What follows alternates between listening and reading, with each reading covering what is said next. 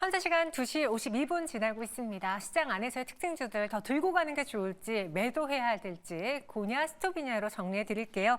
이번 시간 이성우 이사와 함께하겠습니다. 어서 오세요. 네, 안녕하세요. 네, 안녕하십니까. 오늘 코스닥까지 좀 같이 힘을 내줬으면 참 좋았을 텐데 네. 주초만 해도 코스피랑 키 맞추기 하는 시도가 보였었거든요. 근데 오늘은 뭔가 시총 상위단에 있는 제약바이오가 쉬면서 힘을 네. 못 내는 것 같습니다. 그 안에서 10종목 판단해 보기 앞서 지난주 성적표 보고 오시죠. 10개 종목 중에서 몇 개의 투자에게는 적중했을까요? 8개, 80% 적중률 기록했는데 당시에 그 JNTC 네. 유리기판으로 저희가 소개를 드렸는데 네. 그 다음날 오를 줄 알았지만 살짝 조정을 받았고 최근에 또 유리기판에 대한 이야기가 살짝 잠잠해졌어요. 네. 어떻게 할까요?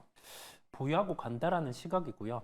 이게 왜 그러냐라고 하면 네. 유리기판 관련해서 우선은 원장 기업은 대표적으로 해외 기업이 있습니다. 코닌 같은 경우라는 기업이 있는데요. 그 기업은 신고가예요. 물론 뭐 광섬유라는 다른 요소가 있기 때문에 신고가가 나기는 했고 우리나라로 돌아와 보면 한 번씩 뭐 장비주들이 움직이거나 그런 상황이기는 한데 상용화 시점은 내년 초 정도 우선은 예정에 있습니다. 네. 이게 SKC의 자회사 앱솔릭스 같은 경우가 가장 빠르고요. 그러면 관련해서 유리와 관련된 사업들을 해왔던 기업들 같은 경우는 계속 관심을 가져야 된다라고 보여요. 이게 뭐 상용화 시점 같은 경우가 그리 멀지 않고 이걸 구현한다라고 하면은 대체할 수 있는 부분은 기존의 기판을 대체할 수 있기 때문에 지금 상황은 그게 필요하기 때문에 진행을 한다라는 거거든요. 그래서 보유를 하고 가셔도 되겠습니다. 네, JNTC 저희 투자 의견은 마치지 못했지만 여전히 홀딩 의견 더 들고 가보자라는 이야기 유리기판에 대해서도 언급해 봤습니다. 오늘의 새로운 주인공은 어떤 종목들일까요? 보시죠. 인기 검색 상위, 장중 급등 혹은 52주 신고가를 경신한 종목인데요. 첫 번째 수상한 종목 만나보시죠. 두산입니다. 52주 신고가를 기록을 했어요. 네. 사실 두산이 물론 지금 계열사들의 뭐 성과가 나쁘지 않아요. 그런데 나름 지주사치고는 왜 이렇게 혼자 강한 걸까? 네. 밸류업에 대한 기대 때문일까? 아니면은 뭐 실적에 대한 기대 때문일까? 두산에 대해서 궁금증이 커지는데 정확히 무엇이 50주 신고가를 만들어냈습니까? 보통 우리가 지주사 같은 경우는 사업지주 형태를 가지고 있는 쪽 같은 경우가 네. 일반 지주사보다는 할인을 덜 받고요. 그러면서 주요 계열사들의 실적이 좋을 때 보통 주가가 강합니다. 근데 두산 같은 경우는 지금 핵심이 그 전지와 관련된 부분이죠. 전자 비지 사업부 같은 경우가 저기 우리 가속기를 만드는 북미 회사 엔비디아 같은 쪽에 납품이 되는 구조다 보니까 여기에 대한 실적의 강도가 강함을 알 수가 있고요. 그다음에 이런 체력을 바탕으로 해서 주주 친화 정책의 확대 가능성이 충분히 존재합니다. 그래서 사업 부분에 대해서 실적 증대 요인, 그다음에 이를 바탕으로 한 주주 친화 정책 확대 가능성으로 해서 주가는 상승함을 말씀을 드리고요. 가능성만으로 상승하는 게 아니라 실제 체력이 되다 보니까 주가에 대해서 좀 견고함이 나타나는 것 같습니다. 해당 종목은 고에 대한 의견을 드립니다. 고 의견 주셨어요. 전자사업부에서의 실적 회복. 저는 두산 하면은 뭐 두산 건설 생각나고 네네. 사실 그냥 주가적인 측면에서는 두산 에너빌리티 때문인가라고 생각을 했거든요. 네. 두산 에너빌리티 최근 뭐 두산 로보틱스 이런 종목들이 잘 가서 그런가라고 봤을 때는 또 그들이 신고가는 아니어서 네네. 의아했어요. 그런 것 치고는 두산홀로 되게 잘 간 거네요. 네, 그렇습니다. 네. 지주 두사는 좀 다른 면이 있죠. 그래서 우리가 다른 지주사들을 볼 때 네. 여기에서 사업 형태를 띠고 있는 쪽 같은 경우가 실적이 발생할 수 있을 때, 실적에 대한 강도가 강할 때, 그럴 때 같은 경우는 지주사를 접근을 해도 됩니다. 이 포인트를 기억하시면 되겠습니다. 지금 두산그룹주 안에서 그럼 두산이 제일 좋아요? 그룹주 안에서는 저는 두산이 제일 낫다고 보이고요. 네. 그와 비등하게 여기에서 주가가 또 강할 수 있는 게 두산 에너빌리티 쪽으로 초점을 맞추겠습니다. 네, 두산 오늘 52주 신고가를 기록했는데 지주사 중에서 좋은 퍼포먼스, 추가적인 상승도 가능해 보입니다. 저희는 더 들고 가 볼게요. 이어서 두 번째 수상한 종목 보시죠. 오늘 코스피 시총 안에서 가장 큰 폭의 상승을 보여주고 있는 포스코홀딩스입니다. 현재 한 5%가량 오름세를 보여주고 있는데 그 칠레산 리튬, 오늘 또 리튬 뉴스가 많았잖아요. 네. 그래서 포스코홀딩스를 포함한 포스코 그룹주들이 강한 겁니까? 네, 그런 부분을 안고 가는 거고요. 네. 그 다음에 포스코홀딩스 같은 경우는 아르헨티나 염호 쪽에 투자를 해놨어요. 그렇죠. 그 상황이고 칠레는 이제 4월에 그와 관련해서 LG에너지 솔루션과 함께 추진을 하고 있는 거죠. 그거는 가능성인데 4월에 이미 추진을 했다 보니까 이게 IRA에 포함 적용이 된다라고 하면 조금 뭐 간접적인 수혜를 볼 수 있죠. 저는 진입하기로 얘기를 했다 보니 그 다음에 나머지 지금 남미 쪽이라든지 기타 국가도 미국에서 IRA 확장의 가능성이 있어요. 그러면 염호 쪽에 투자해 놓은 선제적인 투자를 하는 기업들 같은 경우는 좀 유리할 수 있다 보니까 네. 주가가 이렇게 반등이 나오고 또 우리가 한 박자 더 생각을 해본다라고 하면은 업황이 여기에서 최악의 국면이었다라고 하면 이런 뉴스가 나오더라도 주가 반응은 안 해요. 여기에서 유추해 볼 수 있는 거는 2차 전지 소재와 관련된 부분의 업황이 어느 정도 바닥의 형태는 나왔구나라고 그렇게 유추를 해볼 수 있겠습니다. 아니 최근에 LG 에너솔루션 실적 나왔잖아요. 네네. 안 좋았어요. 네. 그런데 문제는 3분기도 더 안 좋을 수 있다는 이야기가 나오면서 네. 투자자분들이 도대체 언제까지 2차 전지 기다려야 되는 거냐라는 불만 소리가 많았거든요. 네. 포스코홀딩스 역시도 지금 당장 실적은 좋지 않을 거잖아요. 네, 그렇습니다. 그렇지만 바닥은 충분하다. 여기에서는 저점은 잡는 형태가 나온다라고 보이고요. 네. 다만 우리가 생각해야 될 점은 포스코홀딩스의 신사업, 성장 사업 같은 경우는 2차 전지 소재기는 한데 지금 본업은 철강 사업입니다. 물론 그렇죠. 네. 네. 이 부분에서 우리가 생각해야 될 점은 중국의 경기 같은 경우가 돌아서지 않으면 철강 쪽은 좀 힘든 측면이 있어요. 그래서 공격적으로 지금 포스코홀딩스를 뭐 매수해서 단기간에 수익 본다 이 개념보다는 좀 속도는 우리가 지금 생각하는 것보다는 좀 천천히 갈 수 있음을 인지를 하시면 되겠습니다. 네, 포스코홀딩스 모처럼 5% 넘는 상승. 오늘 뭐 포스코퓨처의 흐름도 좋습니다. 앞으로 더 추가적인 상승 가능해 보인다. 고로 의견 줄까요? 네. 네, 여기서 고로 정리해 보겠고요. 세 번째 수상한 종목은 HPSP 볼게요. 장중에 10% 넘게 급등했습니다. 최근 코스닥 시총상위에서 리노공업이 먼저 움직였다가 HPSP도 먼저 움직여요. 물론 뭐 사업군이 비슷해서 저희가 이야기하는 건 아니지만 그만큼 코스닥 내에서는 대형주 격이었던 못 움직였던 반도체주가 갑자기 움직인다라는 거, 뭔가 수급이 쏠린다라고 판단해야 될지 오늘 HPSP의 가장 큰 상승 요인은 뭐라고 보셨습니까?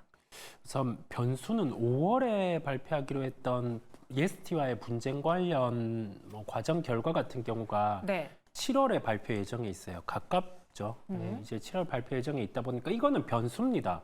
어느 쪽으로 갈지 모르고 만약에 HPSP에게 불리하게 적용된다라고 하면은 지금 나오는 마진은 깎여 내려갈 수가 있거든요. 그때는 주가 또 다시 하락이 나올 수 있어요. 그거를 생각을 해야 되겠어요. 네. 그런데 지금 우리 고객사에서 낸드라든지 디램과 관련해서 당장 올해 같은 경우는 공격적인 투자가 단행이 되지 않지만은 내년부터는 투자 가능성이 열려 있어요. 네, 그렇다 보니까 그 부분을 안고 주가는 좀 반등이 나온다라고 해석을 해볼 수 있겠습니다.